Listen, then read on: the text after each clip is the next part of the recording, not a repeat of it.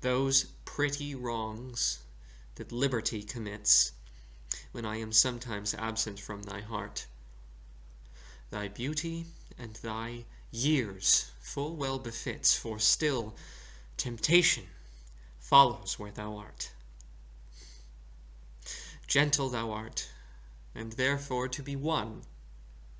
Beauteous thou art, therefore to be assailed. And when a woman woos, what woman's son will sourly leave her till she have prevailed? Ay me, but yet thou mightst my seat forbear, and chide thy beauty, and thy straying youth, who lead thee in their riot, even there where thou art forced to break a twofold truth. Hers, by thy beauty, tempting her to thee. Thine, by thy beauty, being false to me. That was Sonnet 41. That was a really fantastic mechanical sonnet, but I'm even more pissed than last week about this whole fair youth has seduced my mistress thing.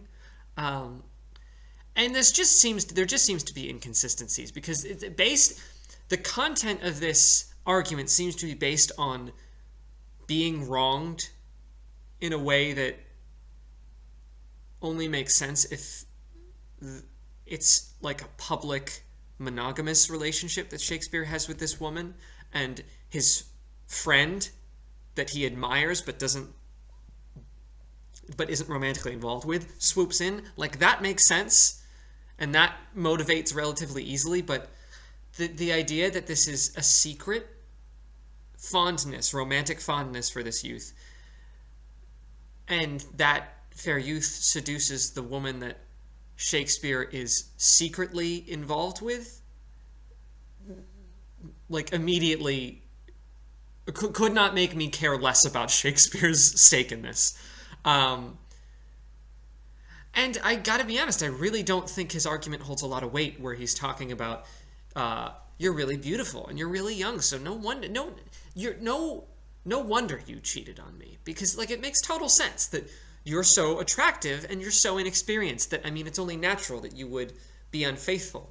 That the idea that infidelity is this natural thing that you need to be on your guard about, because if you're not on your guard about it, then your natural instinct will be to be unfaithful. I think that's stupid and bullshit.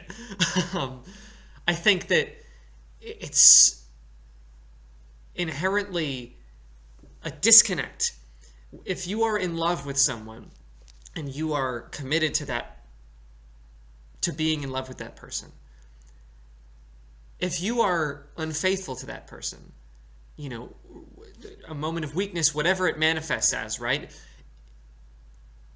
Calling it a natural thing is, I think, a huge disservice, because it's laziness. It's your actions going so far off the path of conscious thought that you end up in this, terrible situation where you hurt people, and because it's one of those things that if you are having thoughts or doubts or temptation, at that stage you should probably be like, hey, why am I feeling this way, and check in with yourself and be like, am I unhappy? Is my relationship falling apart?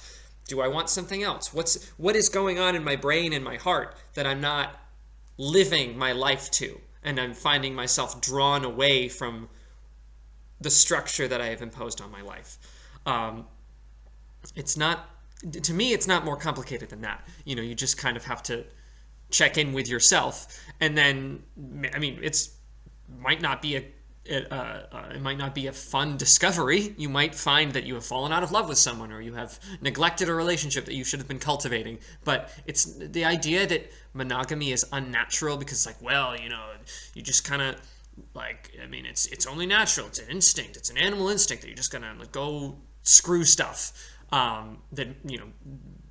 And the idea, and I think that, the argument, right, is that, like, oh, well, there's no monogamy in all the animal kingdom. I don't know. I think there are a handful of animals that are monogamous, but it's like a rarity. Like the animal instinct is to just procreate and just find a warm body and then have sex with it. And I mean, that's a terrible argument to say that, oh, well, animals do it, so humans are allowed to do it. It's like, I mean, we hold ourselves to moral standards that animals don't.